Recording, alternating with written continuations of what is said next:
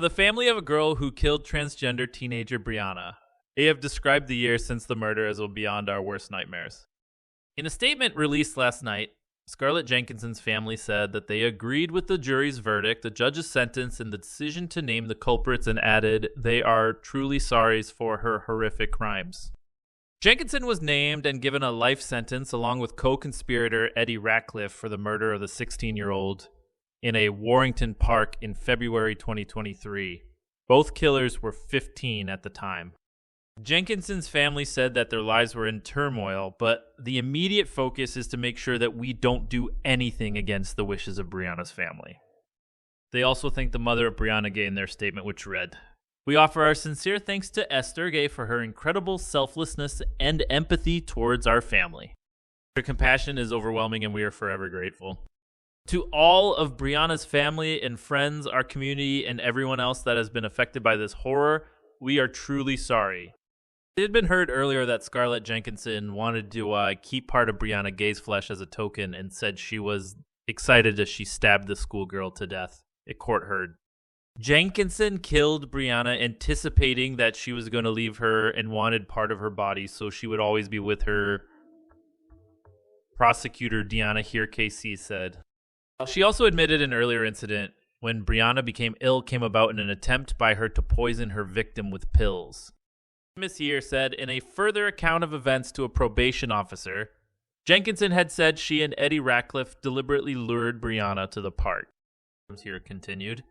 On this occasion, she said it was she who first inflicted stab wounds, then passed it to Eddie, who forced the victim to the floor, stabbing her about 3 times. At that point, she took the knife and delivered the majority of stab wounds.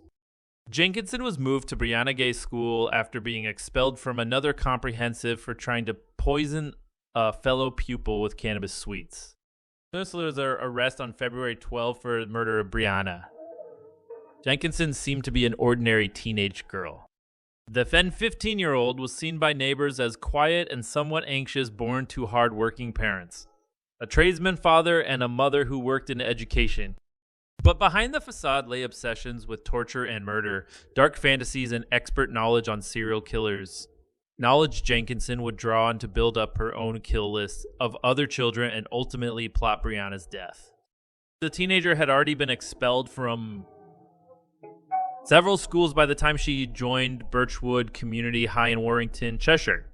And today, as Jenkinson is revealed as Girl X, it can be revealed that she was most recently expelled for attempting to poison a fellow pupil with cannabis gummies, which made them ill. Jenkinson persuaded the girl to take 2 of the sweets, which, unknown to her, were laced with marijuana, in Colcheth High School's library. But the pupil became seriously unwell and needed hospital treatment after the attack in October 2022. The teenager was excluded and moved to nearby Birchwood High School, where she met Brianna in the inclusion unit, where vulnerable and troubled pupils are taught away from mainstream lessons. Brianna was in the unit because of her struggles with anxiety, and Jenkinson because of her expulsion. When Jenkinson was arrested, I just thought it had to be a mistake. She was never any trouble. I never so much as saw her drop a piece of litter, one neighbor said. But the Mail understands Warrington Borough Council have launched an independent child safeguarding review following Brianna's murder, which will examine Jenkinson's interaction with key agencies, including the police, social services, and schools. It has been claimed Brianna's school were unaware of the extent of Jenkinson's behavior, including the fact that a child did not know what they were taking, that she became unwell, and that the police were called. Head teacher Emma Mills said, "If anything came up where we thought that it would be a danger in any way, then you can simply refuse. In Scarlett's case, there was nothing that raised a concern in terms of the information that we were given." The father of a pupil at Colcheth High said his daughter was lucky to be alive after she refused to take the drug sweets from Jenkinson. He said there was a massive incident at the high school and Scarlett Jenkinson got expelled. Listening to the murder trial has been absolutely horrific. When she tried to poison my daughter, I thought I was overreacting, thinking it was attempted murder. You never think a child of 15 would want to do that to another kid. And she tried to give 2 cannabis gummies to my daughter, but she didn't take them. One of the other girls in the library did. She ended up in a... Another former pupil said Jenkinson would turn up to lessons with red eyes, high on substances and stuff, and smelling of weed. During the trial, the jury were told that Jenkinson lured Brianna to the park on the pretense that they would take cocaine together. The father described Jenkinson as manipulative and also claimed she was known for bullying other children. She also played truant so she could stay at home and watch horror films, he said. Every parent of every kid in this village feels like their children have had a lucky escape, the father said. She was a bully and a manipulator. She would never get her hands dirty. She'd always get someone else to do it. When we heard it was Scarlett and Eddie who had been arrested, we immediately thought it would be Scarlett telling him to stab her. It's been horrible. Every parent's nightmare. I'm just so thankful that my daughter is still here because it could have been her. She could have been one of the kids on their kill list. I feel so bad for Brianna's family, but I'm so grateful that my daughter is okay. Jenkinson did not have close friends at school, where she told fellow pupils she was involved in Satanism and believed she was a witch. A source said, but although she had problems in education, she had never come to the attention of police and continued to appear to live as an ordinary teenager in a respectable family. Yet while the local community remained unaware of Jenkinson's proclivities towards violence, her classmates were far from oblivious, although no one took her claims seriously. One father of a child at the school said, "It was common knowledge from 2020 that she had a kill list of kids she wanted to kill. My daughter came home and told me about it, but no one took it seriously. Girl X tried to recruit other children to take part in blood rituals with her. Everyone just thought she was weird and a fantasist. You won't find a single student that liked her." During her testimony, in which she blamed Eddie Ratcliffe, previously known as Boy Y, for Brianna's murder, Jenkinson said she suffers from anxiety and had used self-harm as a coping mechanism from the age of 12. She had a long-standing interest in violence, telling Ratcliffe her favorite film was Sweeney Todd, which she had watched 9,000 times. The 15-year-old also claimed to have killed 2 people before, but there is no evidence to suggest this is true. Jenkinson even watched the movie the night before killing Brianna, telling Ratcliffe he kills people with one of the sharpest blades in the world. She reported beginning to fantasize about killing people from the age of 14, at which point she became interested in dark materials, including films of murder, torture, and serial killers found on the dark web via an app she had downloaded. In December, she sent an advert to Ratcliffe for an underground site for people who like rape, torture, and murder. "I love watching torture vids," she told him. "Real ones on the dark web." Jenkinson was infatuated with serial killers such as a Milwaukee monster Jeffrey Dahmer, the cannibal and necrophiliac who killed and dismembered 17 men between 1978 and 1991, Night Stalker's Richard Ramirez, whose 13 victims included a 9-year-old girl and a 79-year-old woman, and Drug Death Harold Shipman, the English GP suspected of killing around 250 people.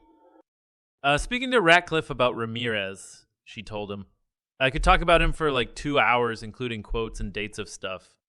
Pages from Jenkinson's notebook released by police on Friday show she made detailed notes about various killers, including quotes, how many they killed and the methods they used to mutilate their victims.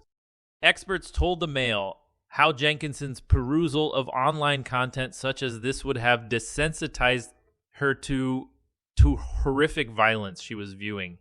Professor Alan Woodward, a computer science and cybersecurity specialist from Surrey University, said, "The internet leads to a lot of criminal activity because it's seen as fantasy. Users are not only desensitized, but they are goaded into doing it themselves. If they see other people doing it, or they might do something softer or something illegal online and no one comes knocking at their door, so they carry out a frenzied attack and they don't think of the consequences because they are still living in that online virtual world." He told the Trial podcast it was impossible to stumble upon these sites, and instead Jenkinson would have been pushed towards them by the algorithms of social media after expressing an interest online. She had downloaded an Onion browser 6 months before Brianna's murder, which allowed her to access and watch videos of people being murdered and tortured, sometimes via live streams on the dark web without being traced. Ashley and Ratcliffe had been discussing killing someone for months, and Jenkinson had drawn up a list of potential targets with at least 5 children's names on, including Brianna's. In October 2022, they talked about killing boy M, who cannot be named for legal reasons. In messages shown to the court, Jenkinson asked, "Can I keep some things, a couple of teeth and an eye?" However, Jenkinson soon moved on to Brianna after becoming obsessed over her. On January 23, she claimed to have tried to kill Brianna by poisoning her with painkillers. You know that girl I mentioned, Brianna? I'm still trying to sick kill her, and the easiest way is pill overdose. People already know she is depressed and she so nobody would get too suspicious, but for some reason she has a high tolerance. Like, I gave her some today that should have been enough to kill her.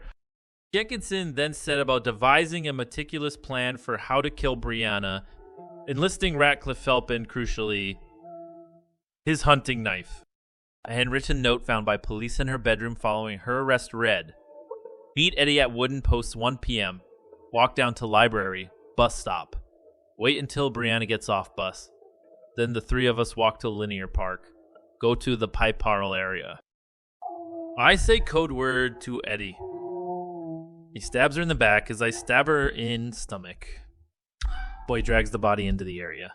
We both cover up the area with logs, etc. The judge concluded that while Jenkinson was motivated by her deep desire to kill, Ratcliffe was motivated in part by hostility towards Brianna. Because she was transgender, he used a dehumanizing language, repeatedly referring to her as and speculating about whether she would scream like a man or a girl. In one message, he told Jenkinson he wanted to kill Brianna because he wanted to know what size D it had. Mrs. Justice Yip said that because each killer was aware of the other's motivations, she considered them both to be partly driven by transphobia. Cheshire police previously rejected calls to investigate Brianna's murder as a hate crime against her due to her transgender identity. The force declined to comment on the matter when contacted after sentencing had been completed. Speaking outside Manchester Crown Court following the sentencing, senior Crown prosecutor Nicola Wynne Williams said Brianna's killing is considered a hate crime. As she said, the CPS applied to the judge for an increase in the killer's sentences as it believed the killing was a hate crime, motivated in part by hostility towards Brianna because she was transgender. We're pleased that the court has agreed that this was a motive, she added. David Wilson, professor of criminology at Birmingham City University and a former prison governor who ran specialized units for some of Britain's most notorious serial killers, believes that plotting the murder through graphic messages on Snapchat and WhatsApp helped accelerate their plan to kill Brianna Ghey, who was murdered within weeks of the pair identifying her as a victim. Brianna's murder went from an imagined fantasy to reality within what seems like a breath, says Professor Wilson. He adds that the relationship between Jenkinson and Ratcliffe was a classic folie à deux, which literally means a shared madness or delusion that is typically found in couples who kill. Less typical is the fact that Jenkinson and Ratcliffe were not boyfriend and girlfriend, and unlike other notorious British killer couples such as Moore's murders in Brady and Myra Hindley and Rose and Fred West, the female, Jenkinson, was the dominant one in the partnership. Within every folie à deux, there is always a dominant, someone who is in charge, and a subservient, Prof. Wilson said. In this case, it is Jenkinson that seemed to be the one in charge. And that is interesting because having the woman being the more dominant within the folie à deux is not particularly common. I think Jenkinson's confession that she also stabbed Brianna, which she had initially denied, placing all the blame on Ratcliffe, is very significant because I think through that confession, what we're beginning to see is the actual workings of the power relationship between the two and how unusually it's her, the woman, who's in charge of this particular folie à deux.